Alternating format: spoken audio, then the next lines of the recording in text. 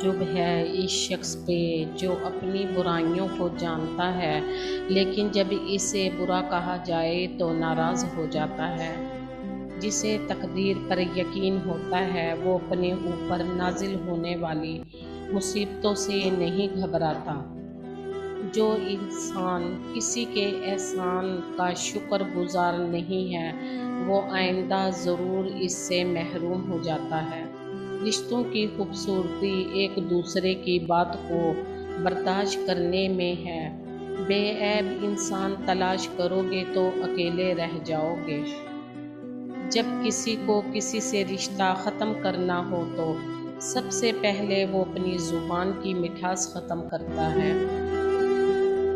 اپنے اندر پرندے کی طرح عاجز پیدا کرو جو آسمان کی بلندیوں کو چھو کر بھی اپنی گردن جھکا کر رکھتا ہے۔ حضرت علی نے فرمایا ہمیشہ ایسے شخص کو چنا کرو جو آپ کو عزت دے کیونکہ عزت محبت سے کہیں زیادہ خاص ہوتی ہے۔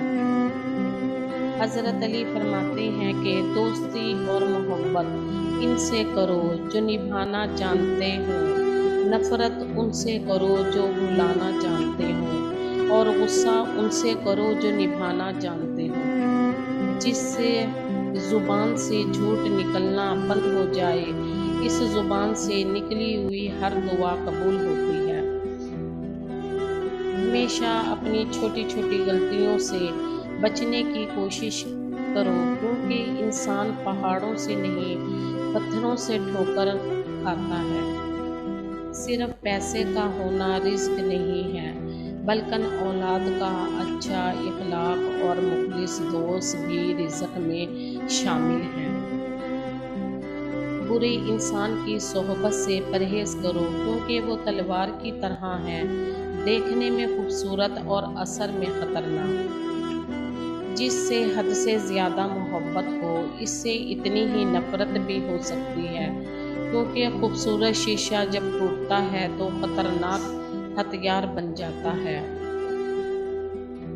جو فضول خرچی پر فخر کرتا ہے وہ مفلس ہو کر ذلیل ہوتا ہے۔ فرمانے حضرت علی اتنا خشک نہ بنو کہ توڑ دے اور اتنے نرم نہ بنو کہ نچوڑ دیے جاؤ۔